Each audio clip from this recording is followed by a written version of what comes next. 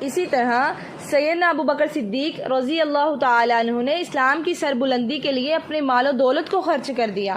ایک دفعہ سیدنا ابو بکر صدیق رضی اللہ تعالیٰ عنہ کے پاس 40,000 درہم تھے، تو آپ نے ان 40,000 درہموں سے بھلا کیا کیا؟ غلاموں کو آزاد کیا اور اسلام کی سربلندی کے لیے اسلام میں وقف کر دیے، اسلام اللہ کے راستے میں خرچ کر دیے۔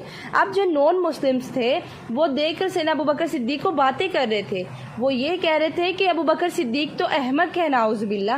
اگر آپ دیکھیں کہ ہم نے سورۃ البقرہ میں تفسیر میں یہ پڑھ کے آئے تھے، جب ان سے کہا جاتا ہے کہ تم ایمان لے کر آؤ جیسے کہ بھلے لوگ ایمان لے کر آئے ہیں، تو جواباً کیا کہتے ہیں؟ قالوا انؤمن کما آمن السفہاء، کیا تم یہ کہتے ہو کہ ہم ایسے ایمان لے کر آئے جیسے کہ یہ بے وقوف ایمان لے کر آئے ہیں؟ تو اللہ تعالیٰ ان کو جواباً کہتے ہیں خبردار سن لو، بے وقوف وہ نہیں ہے، اصل میں تو بے وقوف تم ہو، ولکن لا یعلمون، لیکن تم جانتے ہی نہیں ہو۔ اگلی آیت میں اللہ تعالیٰ کہتے ہیں لا یشعرون، انہیں شعور ہی نہیں ہے ابھی۔ تو اسی طرح سیدنا ابو بکر صدیق رضی اللہ تعالیٰ عنہ نے ان 40,000 درہموں میں سے 6 غلاموں کو آزاد کروایا اور پھر باقی دین کی سربلندی کے لیے لگا دیے۔ اسی طرح اگر آپ غزوہ تبوک کا واقعہ دیکھیں تو بہت مشہور واقعہ ہے کہ آپ صلی اللہ علیہ وسلم نے ایک دفعہ صحابہ کو کہا کہ آپ لوگوں کے پاس جو کچھ ہے وہ لے آئیں، تو حضرت عمر گئے اور حضرت عمر کے دل میں یہ بات تھی کہ آج تو میں سیدنا ابو بکر صدیق سے سبقت لے جاؤں گا۔ نعوذ باللہ، یہ سبقت یہ نہیں تھی کہ سیدنا ابو بکر کو ہرا دوں گا، بلکہ نہیں، خیر کی، بھلائی کی سبقت تھی، ٹھیک ہے، نفاق فی سبیل اللہ کی سبقت تھی۔ تو حضرت عمر رضی اللہ تعالیٰ عنہ نے بھلا کیا کیا؟ اپنا آدھا مال گھر رکھ دیا اور آدھا مال رسول اللہ صلی اللہ علیہ وسلم کی خدمت میں پیش کر دیا۔ آپ صلی اللہ علیہ وسلم نے پوچھا اے عمر، کیا کچھ گھر میں بھی چھوڑ کے آئے ہو؟ تو سیدنا عمر نے کہا جی اللہ کے رسول، آدھا آپ کے لیے لے آیا ہوں اور آدھا اپنے گھر والوں کے لیے، اپنے اہل و عیال کے لیے چھوڑ آیا ہوں۔ پھر سیدنا ابو بکر صدیق آ گئے۔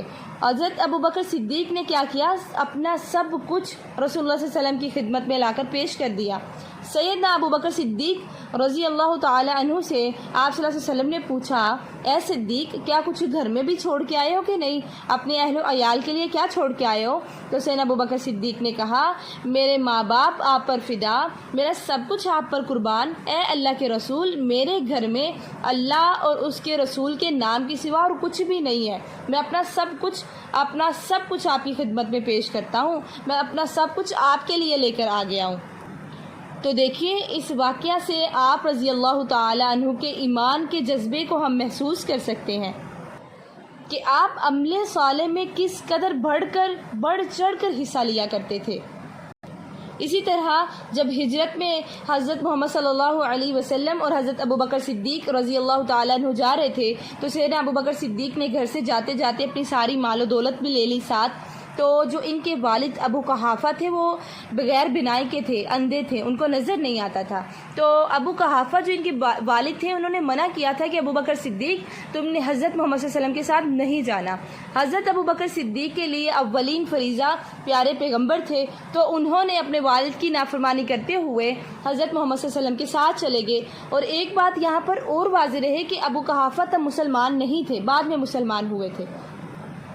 تو ابو قحافہ کو جب پتہ چلا کہ میرا بیٹا صدیق چلا گیا ہے تو ابو قحافہ کو بہت زیادہ غصہ آیا، یہاں اتنا شدید غصہ کیا اور غصے سے بولے کہ کیا صدیق کچھ گھر میں بھی چھوڑ کے گیا ہے یا سارا کچھ اپنے ساتھ لے گیا ہے؟ ان کی اہلیہ تھی اور سیدہ عائشہ اور سیدہ اسما تھی، انہوں نے کہا کہ ابو قحافہ وہ گھر میں بھی مال و دولت ہمارے لیے چھوڑ کے گئے ہیں۔ انہوں نے بھلا کیا کیا؟ ایک کپڑا لیا اور اس کے اندر کچھ پتھر رکھ دیے، ٹھیک ہے، اور پھر اس کو گرہ لگا دی، اس پوٹلی پر ابو قحافہ کا ہاتھ لگوایا اور ان کو بتایا کہ یہ جو آپ جس کے اوپر آپ ہاتھ لگا رہے ہیں اس میں سونے اور چاندی کے سکے ہیں جو سیدنا ابو بکر صدیق گھر کے لیے چھوڑ کے گئے ہیں، جبکہ آپ گھر میں کچھ بھی نہیں چھوڑ کے گئے تھے۔